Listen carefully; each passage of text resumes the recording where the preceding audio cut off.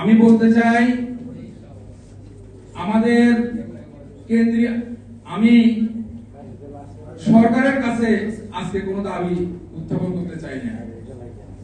আমার আজকের দাবি আমার কেন্দ্রীয় নেতৃবৃন্দের কাছে, সেটা হলো কি, বিগত দিনে আপনারা যখন ডাক দিয়েছেন মহাসমাবেশ করার জন্য, জেলাওয়ারি প্রেস ক্লাবে মানববন্ধন করার জন্য, স্বতঃস্ফূর্তভাবে বাংলাদেশের সকল জেলা, উপজেলা এবং বিভাগের লোকেরা সেই কর্মসূচি পালন করেছে। কিন্তু আজকে ইন্টারিম গভর্নমেন্টের সময় আপনাদের প্রাণান্তকর চেষ্টা, আমাদের আন্দোলনের ফসল হিসেবে নবম পে স্কেল গঠন করা হয়েছে।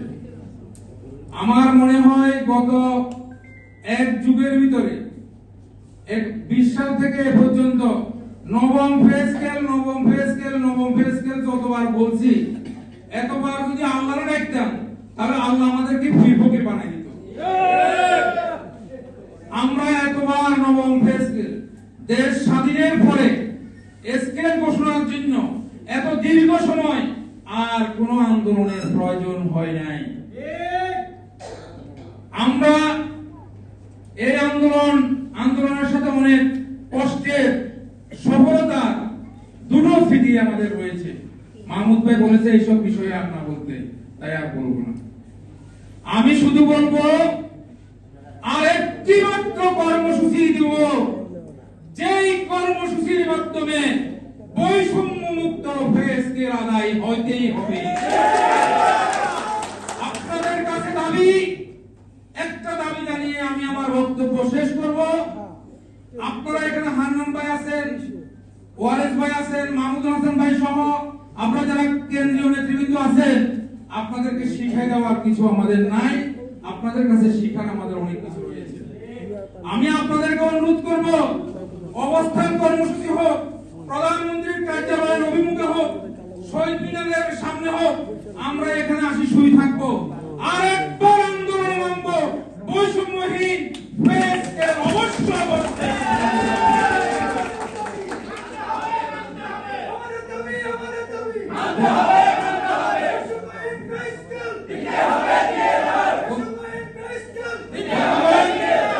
আমার এই দাবি সরকারের কাছে আজকে আর কোনো দাবি করব না, আপনাদের কাছে দাবি রাখছি।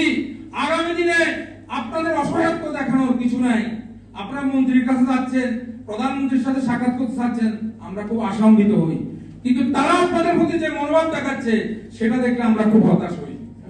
আপনাদের পিছনে সারা বাংলাদেশের সকল শ্রমিক কর্মচারী রয়েছে, আপনাদের অসহায়ত্বের কি আছে? সুতরাং সর্বশেষ বলবো, আসুন এমন একটি কর্মসূচি দেন, এক কর্মসূচি দিয়ে ঢাকা থেকে নবম পে স্কেল নিয়ে আমরা যেন ফিরে যেতে পারি, এই আশাবাদ ব্যক্ত করে আমার বক্তব্য শেষ করছি। খোদা হাফেজ।